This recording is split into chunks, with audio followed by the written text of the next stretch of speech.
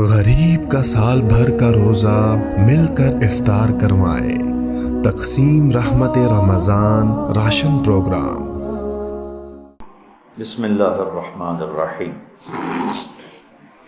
سورۃ فاتحہ میں اللہ کا تعارف ہے۔ اللہ تو کہہ رہا ہے میں مہربان ہوں، میں رحیم ہوں، میں پالنے والا ہوں، محبت کرنے والا ہوں، اور ہم نے اللہ سے ڈرا ڈرا ڈرا کے لوگوں کو ویسے ہی بددل کر دیا ہے، مایوس کر دیا ہے اور خوف زدہ کر دیا ہے۔ سورۃ فاتحہ کے بارے میں حضرت علی رضی اللہ تعالیٰ عنہ کا ارشاد عالی ہے، اگر میں سورہ فاتحہ کی تفسیر لکھاؤں تو 70 اونٹوں پہ لادی جائے گی۔ 70 اونٹوں پہ یعنی ہر آیت کے لیے 10 اونٹ۔ 70 سے مراد 70 نہیں ہوتا، بے شمار، عربی میں بے شمار اونٹ۔ اور بطور ثبوت ایک واقعہ کہ ایک دفعہ تشریف فرما ہوئے اور فرمانے لگے آؤ میں تمہیں بسم اللہ کی تشریح کرو، بسم اللہ الرحمن الرحیم۔ اور عربی وہ زبان ہے جس کے حروف کے بھی مطالب اور معنی ہوتے، واو کے مطلب ہیں، با کے مطلب ہیں، تا کا مطلب۔ تو بسم اللہ کی با پہ عشاء کی نماز کے بعد درس شروع کیا، فجر کی اذان ہو گئی، با کا کبھی سفر طے نہیں ہوا تھا۔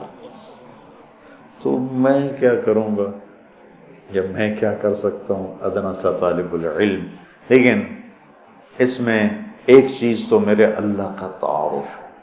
اللہ ہمیں مہربان کر کے رب، اللہ یہ بھی تو کہہ سکتا تھا الحمدللہ جبار السماوات والارض، الحمدللہ قہار السماوات والارض۔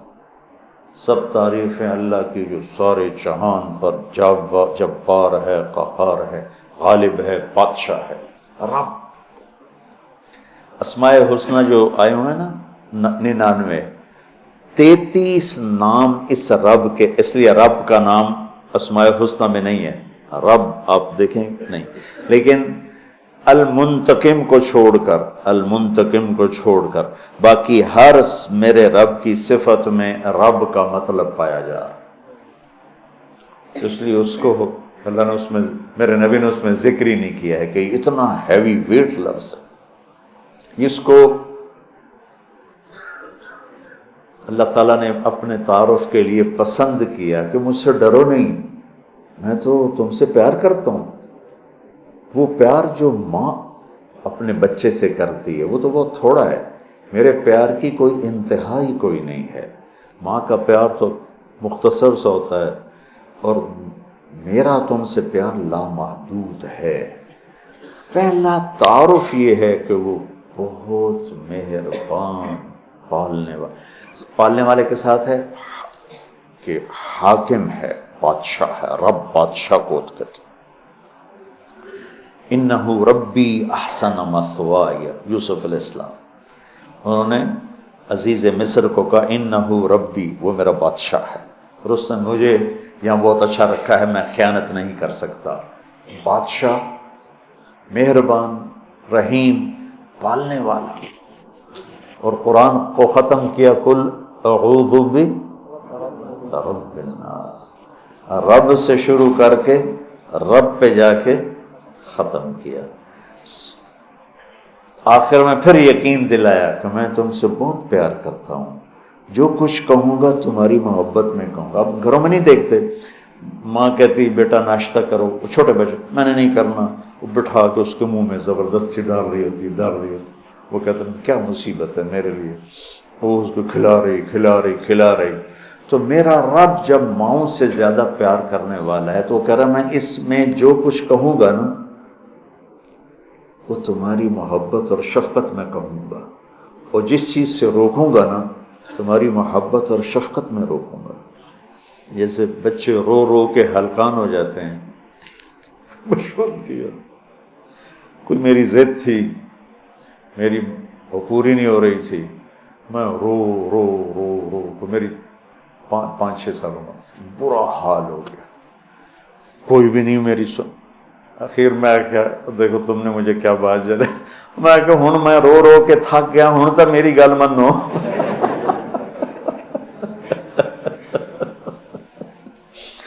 نہیں مانی گئی، کیوں؟ میرے لیے ٹھیک نہیں اور مجھے پتہ نہیں۔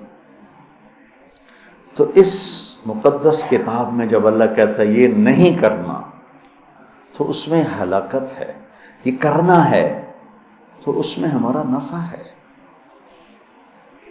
تو تعارف میں اللہ نے اپنے ربوبیت، اپنے رحم کو، اپنی مہربانی کو اس خوبصورت انداز میں ذکر کیا کہ دل کھنچتا ہے، اور اتنے حسین انداز میں پیش کیا اپنا تعارف۔ جیسے یہ کئی ساتھی کہتے ہیں جب آپ ہمیں کوئی واقعہ سناتے ہیں تو ہمیں لگتا ہے جیسے وہ ہمارے سامنے ہو رہا ہے۔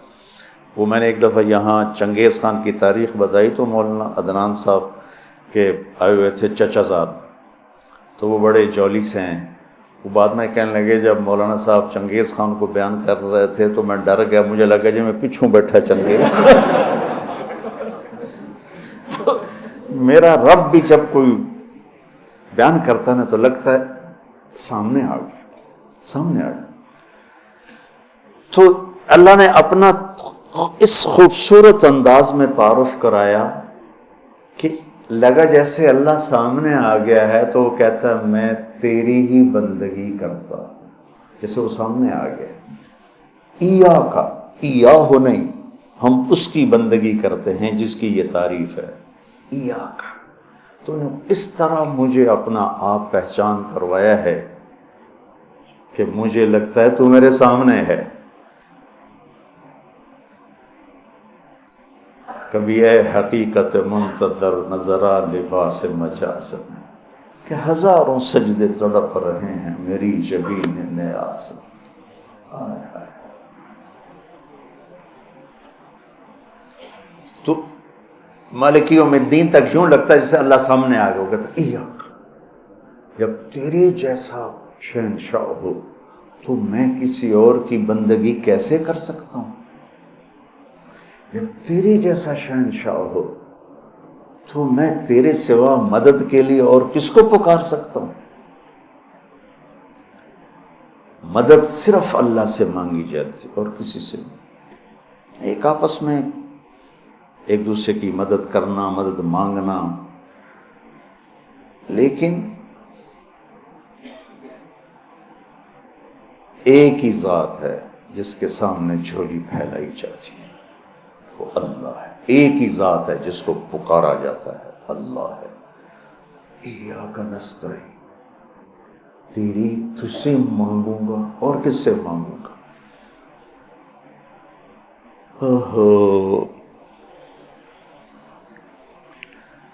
اور اللہ نے سب سے کہا ہے سب کی سنوں گا۔ ہمارے جی حالت ہے نا، وہ جی ساڈی سندا نہیں تہاڈی موڑدا نہیں۔ ارے بھائی بے نیاز ہے اور مہربان ہے، جس کی چاہے موڑ دے، اس میں کیا؟ تم مانگنے والے بنو، وہ دینے والا ہے، لیکن پکارو اسی کو۔ وَإِذَا سَأَلْتَ فَاسْأَلِ اللَّهَ وَإِذَا اسْتَعَنْتَ فَاسْتَعِنْ بِاللَّهِ۔ جب مانگنا ہو اللہ سے مانگ، اور جب مدد کے لیے پکارنا ہو تو صرف اللہ کو پکار، اللہ کے سوا کوئی مدد کرنے کے قابل نہیں۔ ایاک نعبد و ایاک نستعین۔ مجھے یاد آ گیا، پڑھا تھا کہیں کہ ساری آسمانی کتابوں کا خلاصہ ہے قرآن، اور قرآن کا خلاصہ ہے سورۃ بقرہ، اور سورہ بقرہ کا خلاصہ ہے سورہ فاتحہ، اور سورہ فاتحہ کا خلاصہ ہے ایاک نعبد و ایاک نستعین، ایاک نعبد و ایاک نستعین۔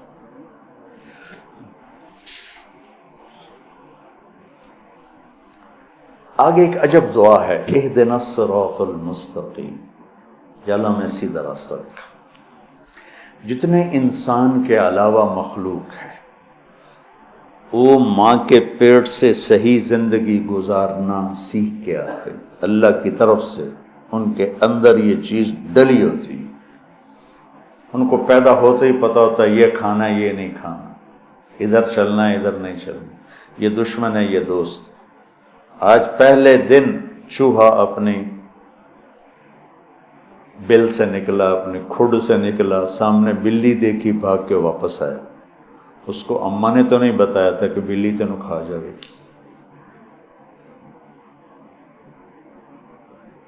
میں ایک عام مثال دیتا ہوں اپنے بیان میں کہ بکری کو گوشت کھلاؤ مر جائے گی نہیں کھائے گی، شیر کو گھاس کھلاؤ مر جائے گا نہیں کھائے گا، کہ وہ اپنی زندگی گزارنے کا طریقہ ماں کے پیٹ سے لے کر آتے ہیں۔ انڈے سے نکلتے ہی چونٹی سیدھی چلتی ہے، راستہ بناتی ہے، سیدھا راستہ چلتی ہیں، پوری لائن چلتی ہے، 1 سینٹی میٹر سے آگے دیکھ نہیں سکتی، کہاں سے ہوگی؟ اللہ کا نظام، اللہ کا علم کہ ہر مخلوق پیدائشی طور پر جانتی ہے یہ کھانا یہ نہیں کھانا، اور انسان جانتا نہیں ہے، نہ دنیا میں صحیح چلنا جانتا ہے نہ آخرت کو تو ویسے نہیں پہچانتا۔ تو اللہ نے یہ دعا فرض قرار دے دی، ہر رکعت میں یہ دعا فرض قرار دے دی، مانگو کیا؟ اللہ میں سیدھا راستہ دکھا۔ سیدھے راستے سے ہم عام طور پر سمجھتے ہیں کہ آخرت کا سیدھا راستہ ہو، ہر پل میں مجھے صحیح کیا کرنا ہے وہ دکھا۔ الصراط، اس میں دنیا کا بھی ہے اور آخرت کا بھی۔ صبح اٹھا، فجر کی نماز پڑھی، یا اللہ صبح ہو گئی ہے، کام پہ جانا ہے، یا اللہ مجھے سیدھا راستہ دکھا، میں تیری اپنی دنیا میں کیسے سیدھا چلوں کہ تو راضی ہو جائے، اپنے دین میں کیسے سیدھا چلوں کہ تو راضی ہو جائے۔ چلتے چلتے چلتے کچھ ہیرا پھیری ہو گئی، کچھ غلط ہو گیا، کوئی ٹھیک ہو گیا، ظہر کا وقت آ گیا، اللہ کہتا آجا آجا، اب پھر مانگ، اہدنا الصراط المستقیم، چلو کچھ گڑبڑ ہو گئی، مجھے پھر بتا کہ میں نے دنیا میں کیسے سیدھے چلنا ہے اور میں نے آخرت کے لیے کیسے سیدھی زندگی گزارنی ہے، مجھ سے نہیں گزاری جا رہی، میری مدد کر۔ اللہ نے پھر تازہ دم کیا، چل جا، پھر ہیرا پھیری ہوئی، اونچ نیچ ہوئی، نہ کہا جا عصر میں آ جا، عصر میں آ گیا، مانگ، کیا مانگوں کا؟ مانگ کہ میں تمہیں سیدھا راستہ دکھاؤں، چونکہ تمہارے اندر یہ جانوروں کی طرح چپ ہے نہیں، انہوں نے وہی کرنا ہے جو ان کو ان کے اندر ڈال دیا ہے، یہ درختوں میں چپ ڈال دی۔ کبھی آم پہ انگور دیکھے؟ انگور پہ کریلا دیکھا تو؟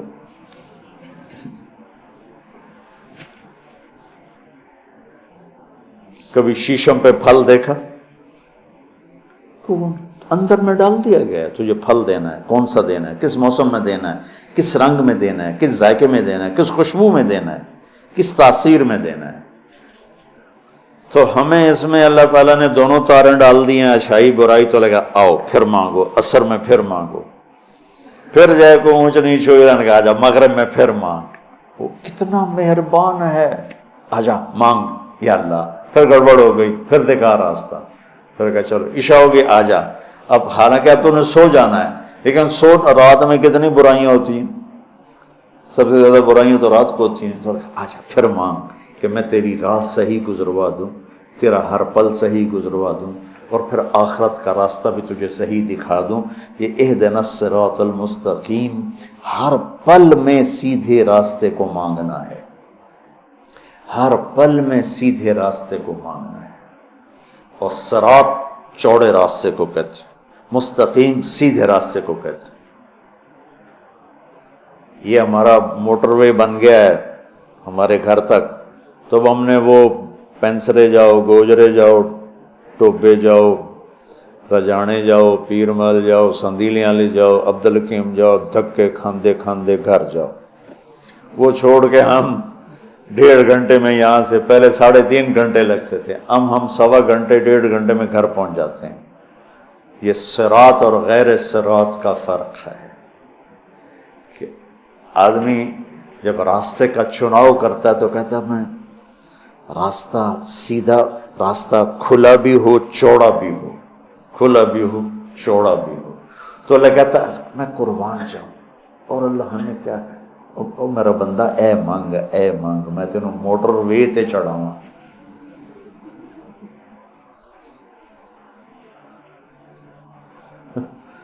میں تجھے موٹر وے پہ چڑھانا چاہتا ہوں، تو بولے دی جھگی دی گلیاں پھر رکھنا،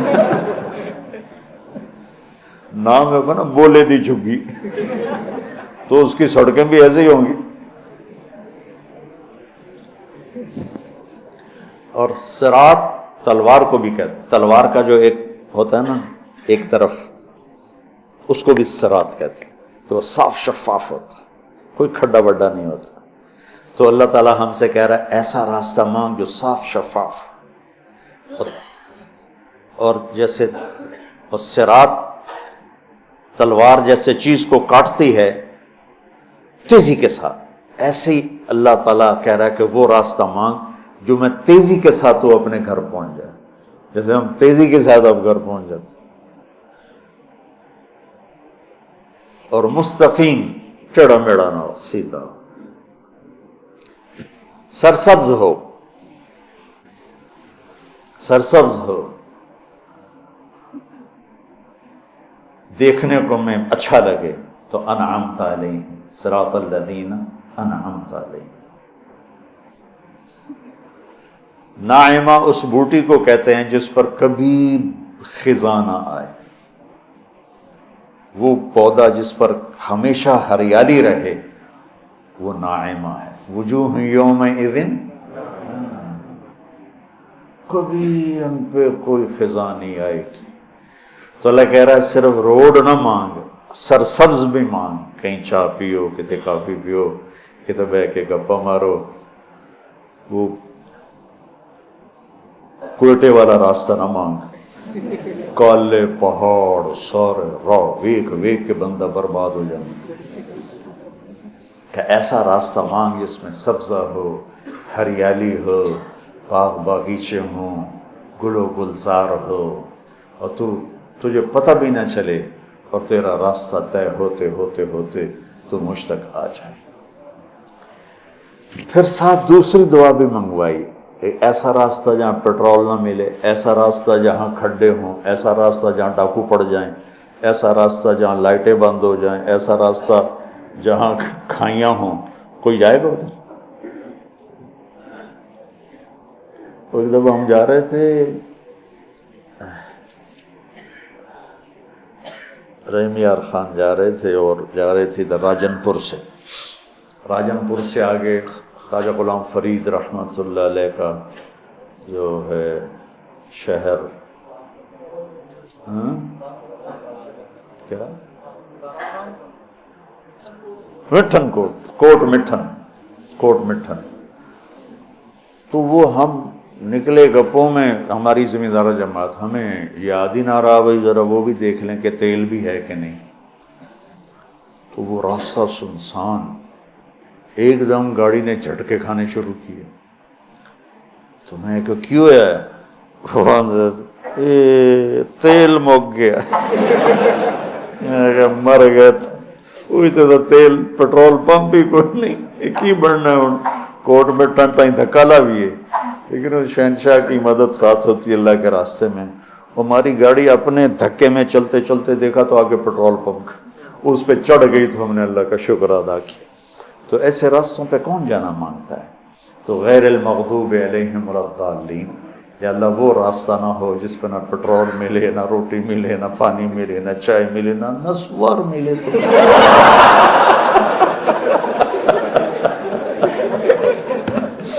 چلو آج سورۃ فاتحہ کافی. غریب کا سال بھر کا روزہ مل کر افطار کروائے. تقسیم رحمت رمضان راشن پروگرام.